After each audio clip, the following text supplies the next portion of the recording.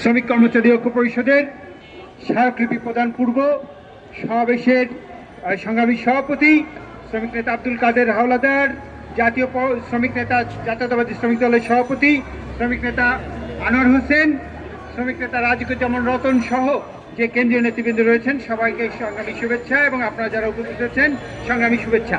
আমি আজকে শ্রমিক কর্মচারী ঐক্য পরিষদ যে স্মারকলিপি দিচ্ছে সেইটি আপনাদের সামনে পড়ে শোনাচ্ছি। মাননীয় উপদেষ্টা, শ্রম কর্মসংস্থান মন্ত্রণালয়, গণপ্রজাতন্ত্রী বাংলাদেশ সরকার, বাংলাদেশ সচিবালয়, শাহবাগ, ঢাকা। বিষয়: শ্রমিক কর্মচারী ঐক্য পরিষদ স্কপের স্মারকলিপি। জনাব, শ্রমিক কর্মচারী ঐক্য পরিষদ স্কপ কেন্দ্রীয় পরিচালনা পরিষদের পক্ষ থেকে শুভেচ্ছা গ্রহণ করবেন।